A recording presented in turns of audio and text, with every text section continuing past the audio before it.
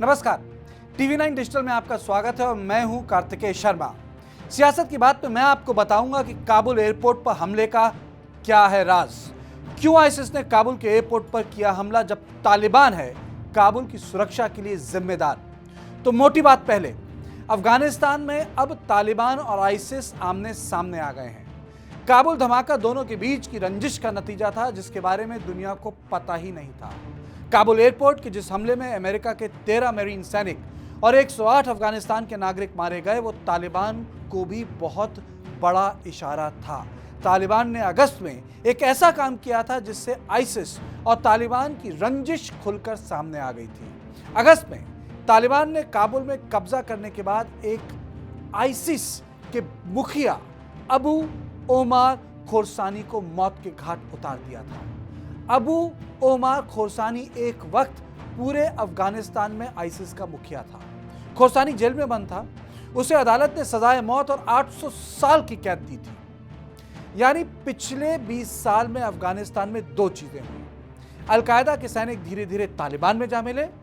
तालिबान ने अपना ध्यान केवल अफगानिस्तान में केंद्रित रखा और किसी भी विदेशी आतंकवादी मामलों से अलग कर केवल अमेरिकी फौज को पाकिस्तान की मदद से निशाने पर लेते रहे।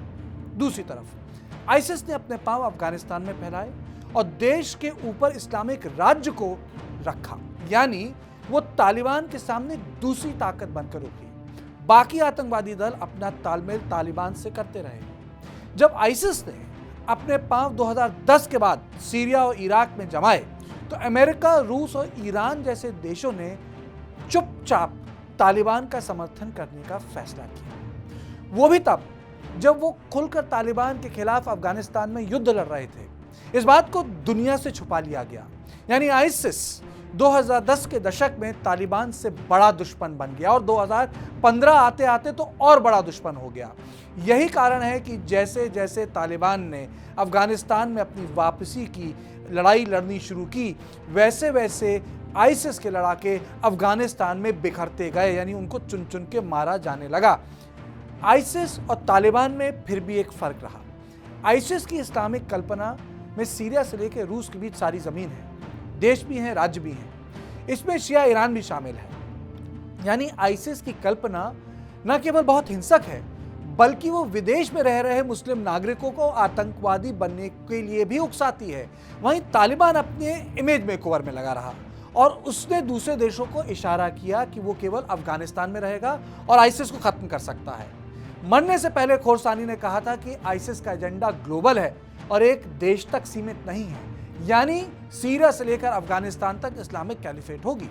दूसरी तरफ हुआ यह कि आईसिस ने नंगरहार और जोजवान में भी कब्जा कर लिया, जो तालिबान की आंख में अखर गया।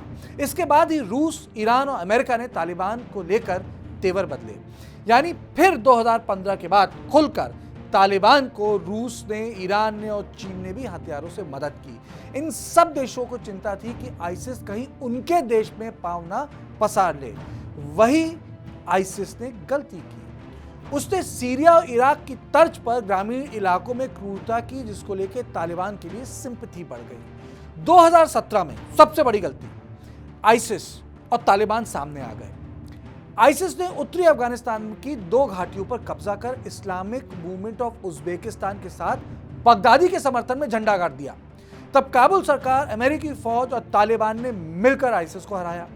खोरसानी ने मरने से पहले कहा कि इसके बाद सभी ने तालिबान की ही मदद की और यही कारण है कि वो जीत गए और हम हार गए। इसका फायदा तालिबान को बाद में भी मिला जब उनके दबाव में गनी सरकार ने 5000 तालिबान बंधकों को रिहा किया।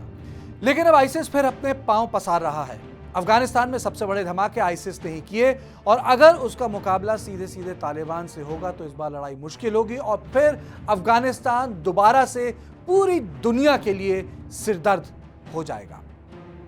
तो सियासत की बात में बस इतना ही। देश और दुनिया की बाकी खबरों के लिए आप देखते रहिए टीवी 9 डिजिटल।